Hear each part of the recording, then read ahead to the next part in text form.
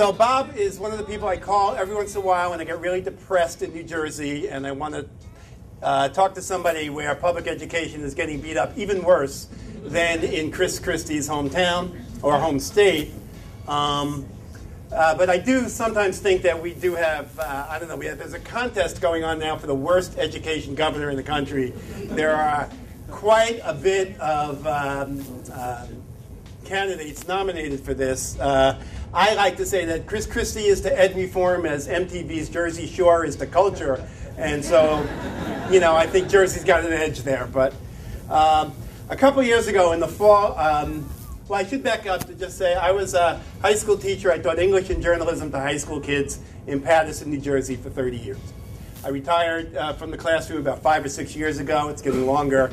And I went to work for the Education Law Center, which is a nonprofit legal advocacy organization in New Jersey that has won some amazing funding equity decisions in New Jersey, and that works to improve and defend public education in the state that has one of the most successful public education systems in the country, and yet none of that success has protected itself from the kind of onslaught to public education that we're all facing. And so about 2 years ago, let me start this just so I know not to speak too long. About 2 years ago, I was asked to go to Portland, Oregon, and give a speech that had the title of this meeting, Who's Bashing Public School Teachers and Public Schools, and What Can We Do About It? In the wake of the release of the pro-charter propaganda film, Waiting for Superman. And looking back, when I was thinking about talking tonight, I was looking back at that as kind of a high watermark, that fall of 2010, kind of a high watermark in terms of the hype and the propaganda around a certain brand of school reform that was connected to that movie. That was the fall when Chris Christie was appearing on the Oprah Winfrey Show with Facebook billionaire Mark Zuckerberg and Mayor Cory Booker to give $100 million to support charters and merit pay in Newark, which is the town I now work in. When Michelle Rhee, the former DC superintendent, her EraserGate cheating scandal was not common knowledge, and she was in fact on the front cover of Time magazine with a broom that she was using to sweep away all those lousy teachers and their unions. And Bob's comment about Joe Clark reminded me about some of the ways in which the polarized wars around school policy had changed. When I was teaching in Paterson, I think it was 1985, Joe Clark was on the cover of Time magazine with his bullhorn and his baseball bat. But in those days, the target was the kind of demonized African-American males who were the criminal element in the schoolyard that needed to be removed. 10, 20 years later, it was Michelle Rhee with the broom, and the target was not African-American youth. The target was teachers and their unions. And it was an evolution, not that the attacks have changed at one level, they've just been added to, so that now the people who work in schools are also the target of these attacks. That November was also the November 2010 elections, where the Republicans won 60 seats in Congress, where there was a sharp increase in the Tea Party's kind of phony populism backed by their billionaire funders. And when you elected a certain stealth governor here, Scott Walker, and did not quite know what you were getting there. And this was the backdrop for a sharp increase in attacks on teachers that led to the Portland teachers who asked me to come speak to adopt this name for their meeting about who's bashing teachers and what we can do about it. Now today those attacks still continue, but the landscape is very different. Education politics is still extremely polarized. But I have to say that for the first time in several years, over the last year, you can begin to see, no matter how dimly, the outlines of the kind of pushback and movement we need if we're going to change the conversation and the targets of school reform as they've currently been coming down. And to put social justice and to put quality education for all people, for all kids, at the center of the education debate, which right now is not about that, but it's about something very different.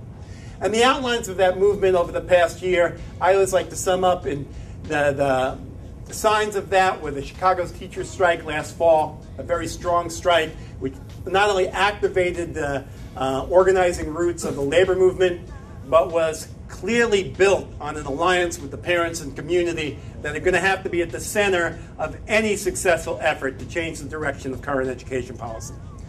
There was also the Journey for Justice, a movement from parents that united parents and youth in about 24 cities from across the country in a campaign against school closings.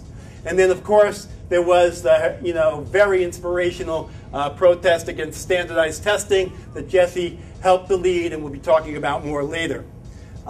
There's also been a tremendous explosion in progressive analysis, in progressive spokespeople, in blogs, in social media, in pushback against the corporate reform agenda that in many ways has been sustained throughout various parts of the country. So I think in many ways the ideological landscape has changed, but the political balance of power has not. And so it reminds me in a way of the Occupy movement, which also 2 years ago did a tremendously powerful job of giving voice to very radical ideas people had about economic inequality in this country, about democracy, about the need for change, ideas that were quite more radical than the mainstream consensus you saw in the media or you see represented in our political life. And Occupy, too, was a tremendously powerful movement in changing the conversation about deficits, about debt, and moving the conversation to inequality, to unemployment, to the tremendous inequality that lies at the center of many of the social problems, including our educational problems. The Occupy movement did give powerful expression to views which people in the 99% had come to from their real lived experience, not because of any ideological experience, but because of their real experience with inequality in their lives, with inequality on their jobs, with inequality in their communities. But it did not succeed in translating those ideas into the political power necessary to change policy. And I think that there are a lot of lessons there in terms of education. So the short answer to tonight's question about who's bashing teachers and what can we do about it is that there are a lot of people bashing teachers, and they're coming not all from the same place. That the parent who's angry at the public school system because it's not doing a good job of educating his or her children is not the same as the billionaire who wants to privatize education, who couldn't survive in your classroom for a single day, but has made privatizing and making education policy a hobby, and who has the resources to do it because the country's economic and tax systems are broken. In fact, rigged on the side of the 1%. The educators who start a community charter school because they want to have a different kind of educational environment are not the same as the hedge fund profiteers who want to start a charter school franchise because they see a way to make a profit and they want to privatize one of the last public institutions we have. Even the well-intentioned college grad who joins Teach for America because they have an altruistic impulse is not the same as the corporate manager who wants to privatize education and deprofessionalize because they want a cheaper, less stable, less experienced, and less secure teaching staff.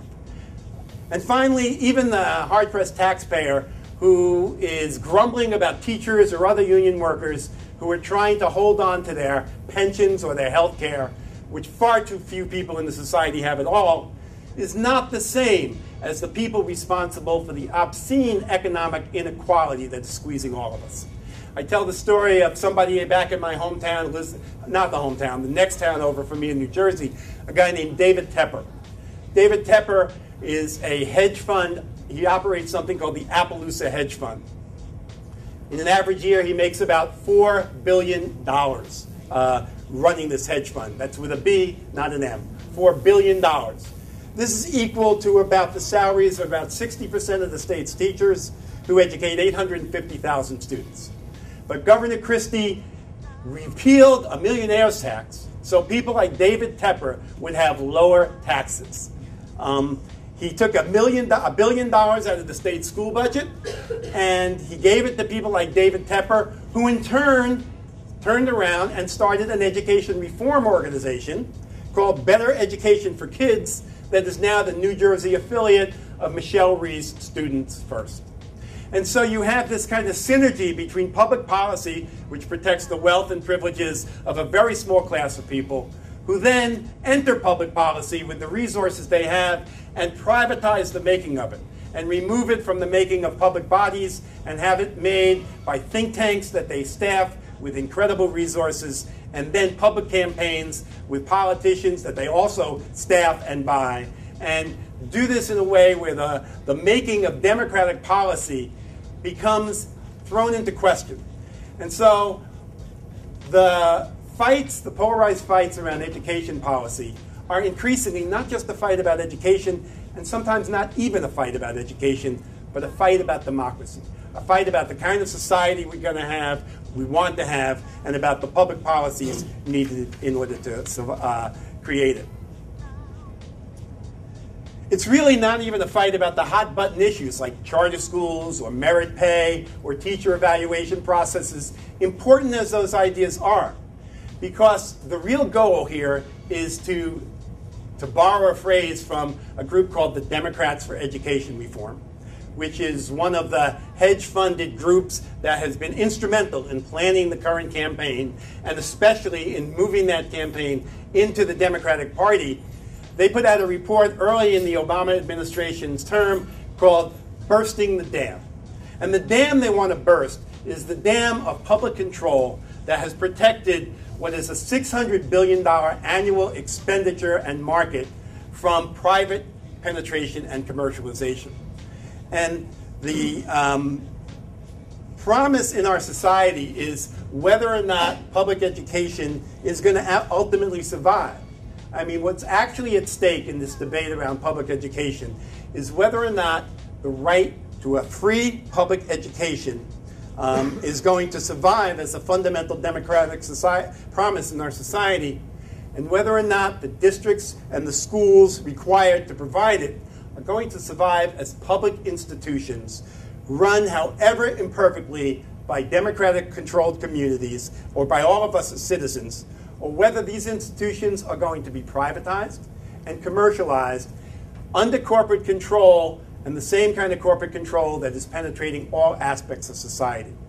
And whether or not market reform will do for education what it's done for housing, what it's done for healthcare, what it's done for the economy. Produce fabulous profits for a few and unequal access for the many.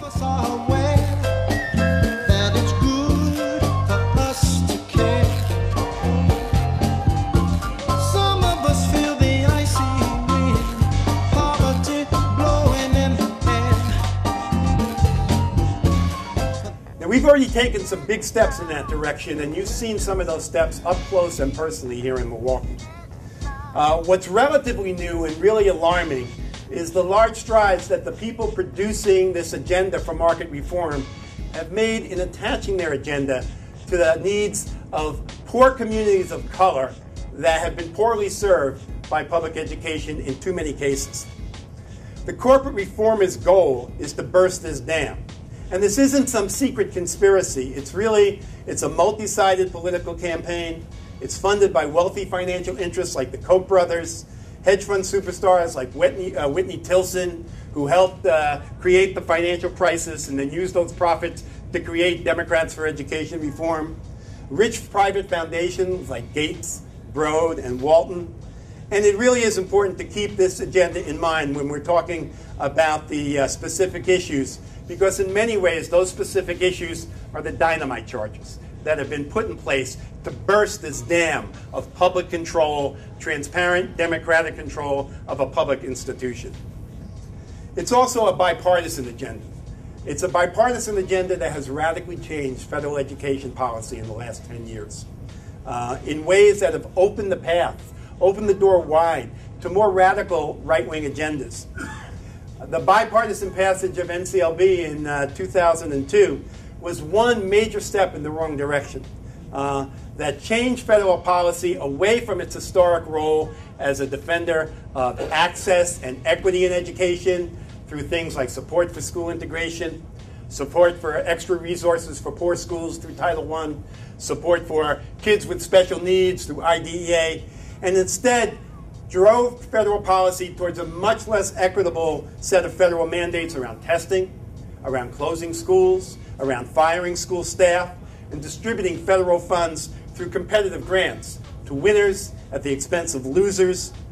And this test-based market reform, which was embodied first in NCLB and later in the race over the cliff, and then the NCLB waivers, has all worked to help erode the common ground that a system of universal public education needs to survive. So we have federal policy enabling state policy and eroding public institutions in a way that has tremendously driven a movement towards the privatization of both policymaking and the actual delivery of educational services. No one questions the desire of parents to find the best options for their kids. And there were many times during the 30 years I spent as a public school teacher that I wanted to start my own school. But today, charter expansion has become a privatization strategy for shrinking and dismantling school districts, not for reforming and improving them. Since 2008, the number of charter schools nationally has doubled. And there have been over 4,000 public schools closed during the same period. This is a huge transfer of resources and students from the public education system to the publicly funded but privately managed charter sector. And it threatens to further institutionalize in education the kind of inequity we see in our other areas of society. And passing out vouchers and creating a charter market will not give parents control over the schools any more than food stamps give them control over the supermarkets. What we need is high-quality public education for all kids, and treating parents not merely as customers seeking services, but as citizens seeking rights. And we need a public policy that embodies that kind of approach, both to taking responsibility for all kids and to treating parents as citizens who have democratic rights in a public institution that is a central civic institution in our society.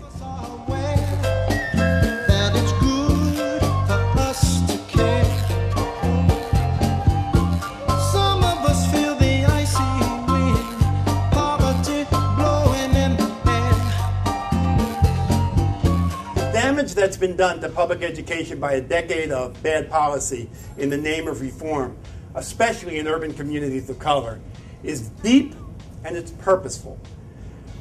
Unevenly distributing austerity and inequality is a time-honored strategy that elites use in order to protect privileges and in order to impose on other people's children conditions they would never allow for their own. Closing more than 50 schools in Chicago, dozens more in Philadelphia, hollowing out districts like Detroit, New Orleans, Kansas City, and elsewhere, raising class size while eliminating music, art, athletics, field trips, classroom aides, librarians, safety officers, and yet seemingly having an endless pool of money for tests and data systems, are policies which are designed purposely to make public education less desirable, less sustainable, and an easier target for privatized alternatives that carry neither the obligation nor the capacity to serve all children well. So as I said earlier, excuse me, I'm going to do a Marco Rubio here.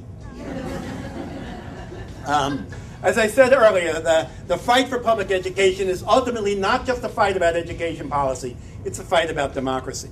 And it's no accident that attempts to starve and dismantle public education also requires systematic attacks on democratic governance and the implementation of things like the elimination of local school boards, the imposition of mayoral control, various forms of state takeover and appointed czars and managers, and private management.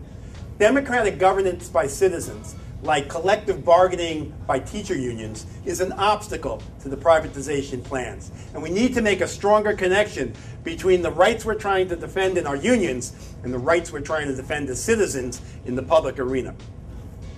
And still, over the past year or two, despite the big money, big political power on the corporate reform side, we have seen an unmistakable growth in the education justice movement we need. We saw it first in the Chicago teacher strike, and then just last month in the heroic and spirited fight against the school closings.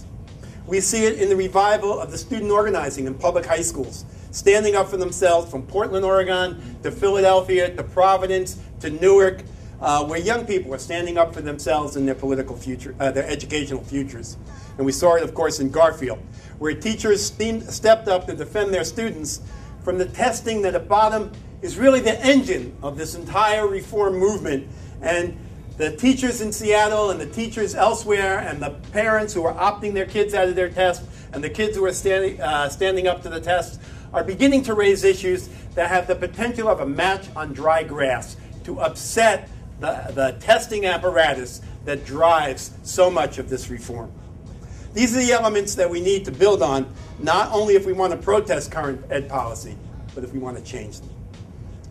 It's not going to be easy, but there's no other alternative to public activity, public organizing, public protest. It's the only thing that has ever changed public policy, and it's probably the only thing that ever will.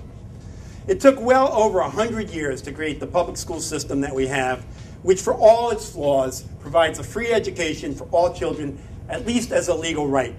And that in many ways, despite its many shortcomings, all of which we should be totally honest about, still does a better job of providing access and opportunity to more people than our political, media, and economic systems currently do.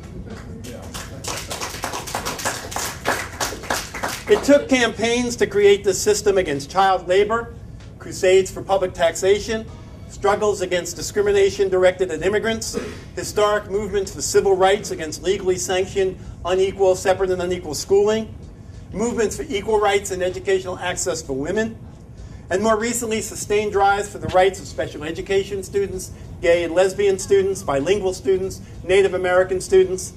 These campaigns are all unfinished. The gains are very fragile. But they've made public schools one of the last places in an increasingly diverse and divided society where people still do, at least to some degree, come together for a common purpose. And we need to make this common civic purpose the central issue in our education wars. As I said earlier, those who contend that business models and market reforms hold the key to solving educational problems have made very large strides in attaching that agenda to the pressing needs of communities who've been poorly served by the current system. But their agenda does not represent the real interests of these communities or their real desires. It does not include all the children and their families. It does not include adequate, sustainable, and equitable funding. It does not include transparent public accountability.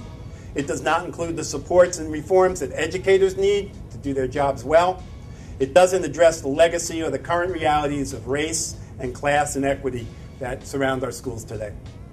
So where we go from here as advocates and activists for social justice depends in large part on our ability to give voice to this missing equity agenda in the school reform debates and to build a movement that can provide effective, credible alternatives to the strategies that are currently being imposed from above, and that also and critically can connect the fight to preserve and improve public education to broader struggles for social justice in the economy, in the environment, in our communities, and in our lives.